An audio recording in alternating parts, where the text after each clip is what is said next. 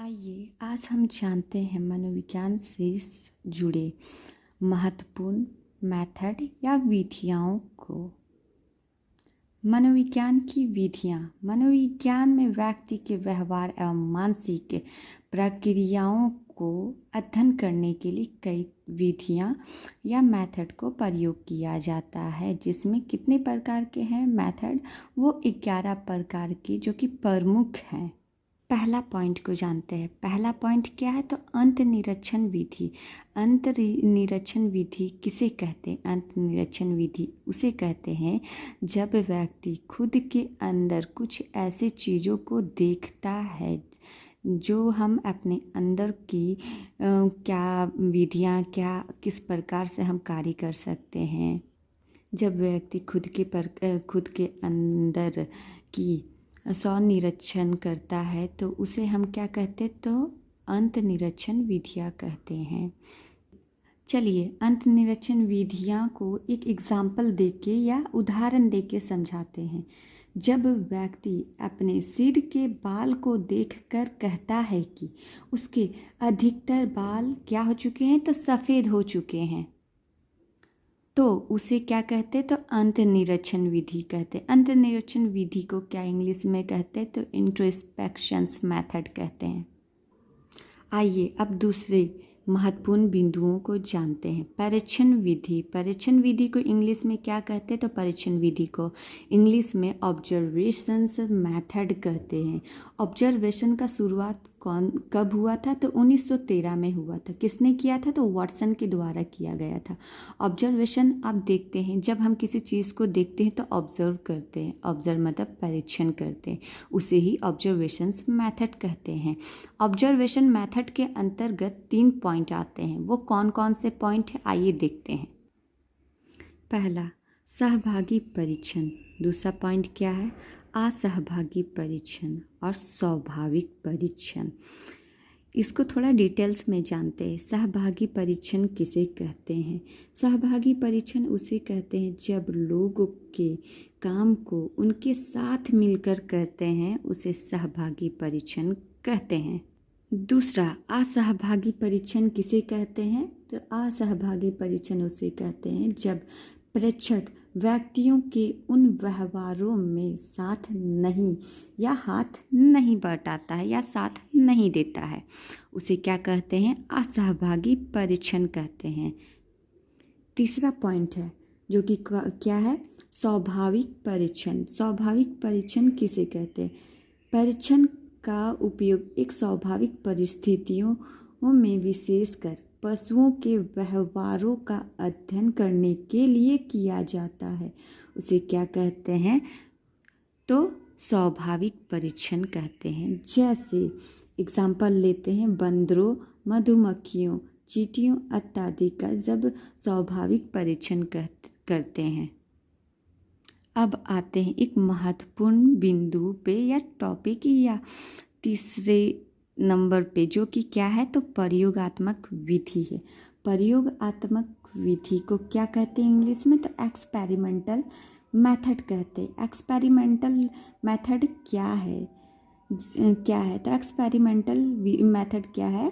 तो प्रयोगात्मक विधि उस विधि को कहा जाता है जिसका आधार ही प्रयोग करना होता है।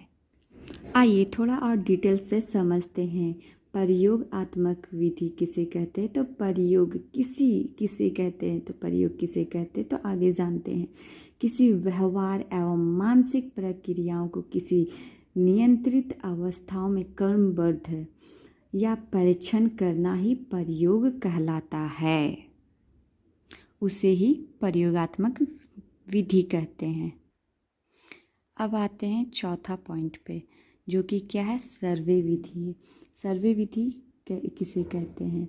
तो सर्वे विधि में आंकड़े 4 विधियों द्वारा संग्रहित किया जाता है। वो 4 विधि कौन कौन सा है? तो 4 विधि जानते हैं कि कौन कौन से हैं। तो आइए जानते हैं 4 प्रकार इसके। ठीक है, पहला है क्या है? सचेतकार सर्वे। दूसरा क्या है? डाक सर्वे। तीसरा क्या है? पैनल सर्वे। चौथा क्या है? तो टेलीफोन सर्वे। टेलीफोन सर्वे इतना सक्सेस नहीं हो पाता है, तो आइए आगे जानते हैं कालानुक्रमिक विधि। कालानुक्रमिक विधि किसे कहते हैं? यह एक ऐसी शोध विधि है जिसमें वैज्ञानिक कुछ व्यक्तियों का अध्ययन भिन्न भिन्न समयों पर उनके व्यवहार एवं अन्य गुणों में होने वाली परिवर्तनों के आधार पर करता है, उसे कहते हैं कालानुक्रमिक विधि। वीडियो को ज़्यादा लंबा नहीं करेंगे, कोशिश करते हैं इन विधियों को जल्द से जल्द आपको समझाने की। आगे बढ़ते हैं।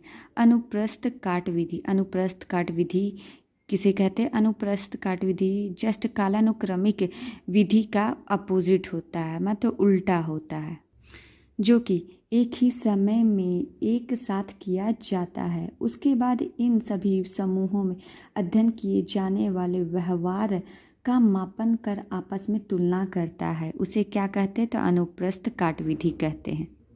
तो आगे चलते हैं 7 पॉइंट पर। क्रॉस सांस्कृतिक विधि। क्रॉस सांस्कृतिक विधि किसे कहते हैं?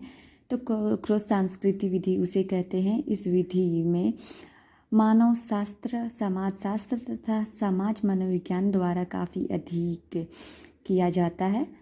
इस विधि में 2 या 2 से अधिक समाजों को लेकर आंकड़ों का तुलनात्मक अध्ययन किया जाता है। तो आगे चलते हैं 8वां पॉइंट पर, जो कि क्या है? तो नैदानिक या केस अध्ययन विधि। इंग्लिश में कहते हैं क्लिनिक या केस स्टडी मेथड। आगे जानते हैं इसको, थोड़ा डिटेल्स में जानते हैं। नैदानिक मनोविज्ञान द्वारा व्यक्तियों के रोगात्मक लक्षणों को पहचान करने तथा उसके कारणों का पता लगाने के लिए नैदानिक अध्ययन विधि किया जाता है। क्षेत्र अध्ययन विधि को क्या कहते हैं? क्षेत्र अध्ययन विधि को इंग्लिश में कहते हैं फील्ड मेथड। इसको भी थोड़ा डिटेल से जानते हैं। प्रेक्षक प्राणी के व्यवहार का अध्ययन क्षेत्र में अर्थात कार्य करने या रहने के स्वाभाविक स्थान में जाकर वो खुद करता है, उसे क्या कहते हैं? तो फील्ड स्टडी मेथड कहते हैं। अगला महत्वपूर्ण बिंदु सहसंबंधात्मक मेथड या विधि। बहुत सारी ऐसी परिस्थितियाँ होती जिसमें प्रयोगात्मक शोध करना संभव नहीं हो पाता है, जैसे क्या तनाव से बीमारी होता है, क्या धूम्रपान से कैंसर होता है इत्यादि। कुछ ऐसे ही प्रश्न हैं जिनका अध्ययन प्रयोगात्मक शोध से न कर अध्ययन सहसंबंध विधि से संभव हो पाता है, उसे ही सहसंबंधात्मक विधि कहते हैं, जिसे कहते हैं कॉरिलेशनल मेथड। अगला पॉइंट आते हैं मेटा विश्लेषण।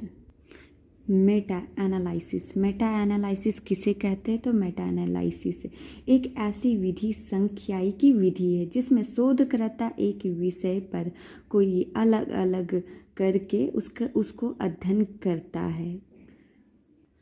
मेटा विश्लेषण करने में शोधकर्ता अपना मनमानी करता है, उसे ही मेटा विश्लेषण कहते हैं। ठीक है, इसी प्रकार से हम अपने वीडियो को समाप्त करते हैं। देखने के लिए धन्यवाद।